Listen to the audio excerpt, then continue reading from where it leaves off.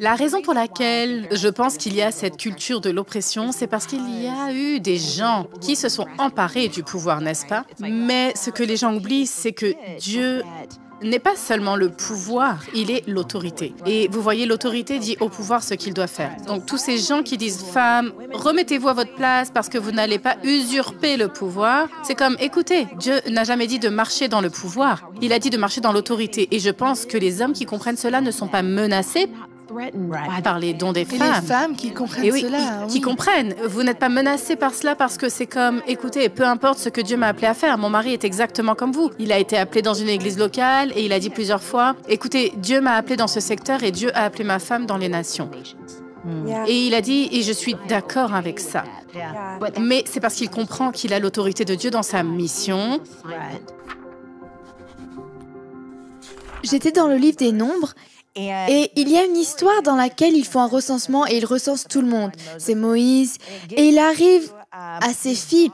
Je vais le dire au travers. Tzelophehad. Tzelophehad. L'une de mes histoires préférées de l'Ancien Testament. Nous y voilà, nous y voilà. Tzelophehad avait 5 filles, mais il est mort et n'a pas eu de fils. Et donc, ils font le recensement et ces 5, je vais parler avec mes propres mots, mais les filles ont dit « Attendez, tout le monde a des terres sauf nous !»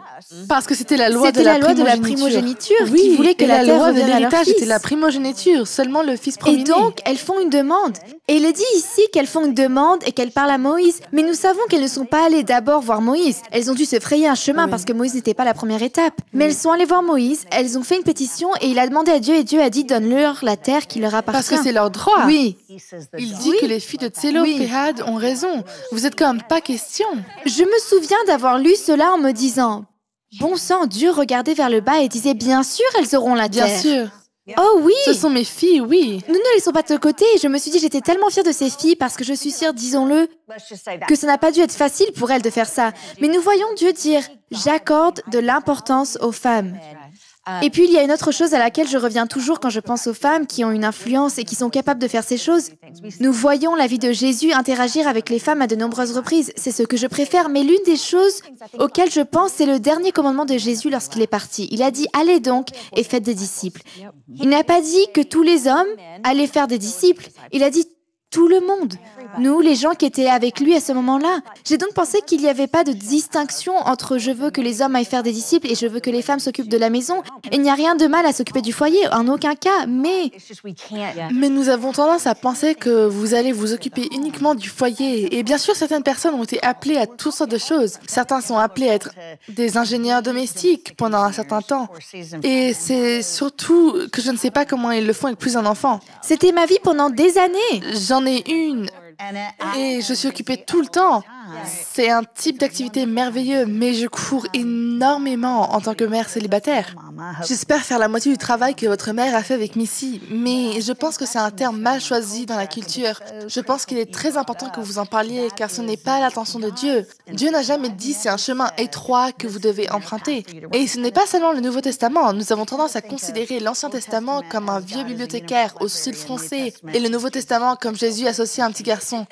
Mais ce n'est pas le cas. Dès le début, Tzelophehad, l'égalité des sexes, c'est 3400 ans avant qu'on défile pour le droit de vote.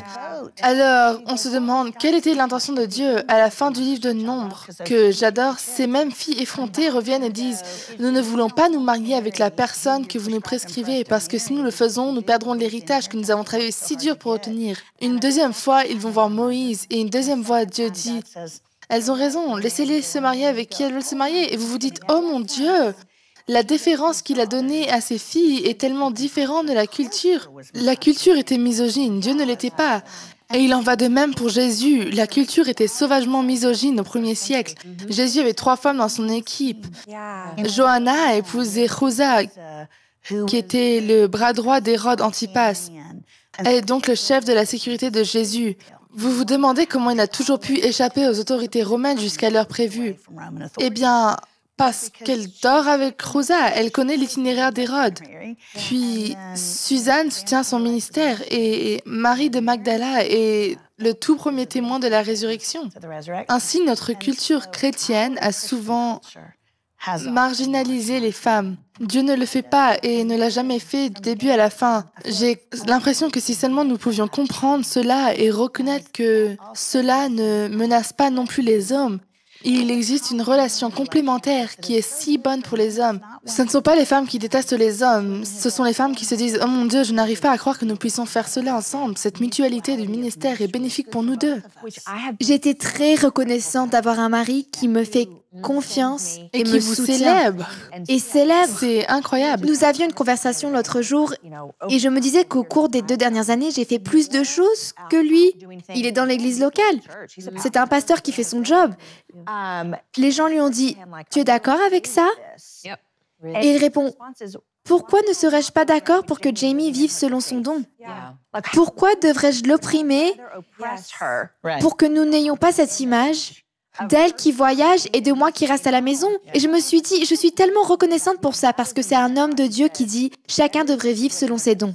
Chacun devrait faire les choses que Dieu lui a proposées. » Et je pense aussi que nous avons besoin d'hommes qui disent Oui, c'est vrai. « Allez-y. » Des hommes forts. Nathalie et moi avons participé à un événement ensemble la semaine dernière.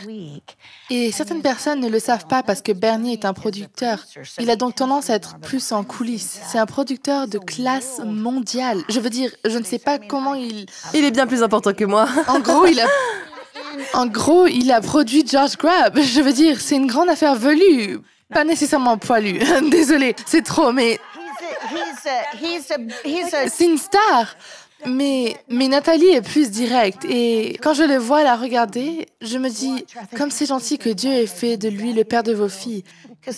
Parce qu'il regarde Nathalie et il explose en disant, regardez ma femme. N'est-elle pas géniale? Je pense que c'est la différence entre le pouvoir et l'autorité. La raison pour laquelle je pense qu'il y a cette culture de l'oppression, c'est parce qu'il y a eu des gens qui se sont emparés du pouvoir, n'est-ce pas?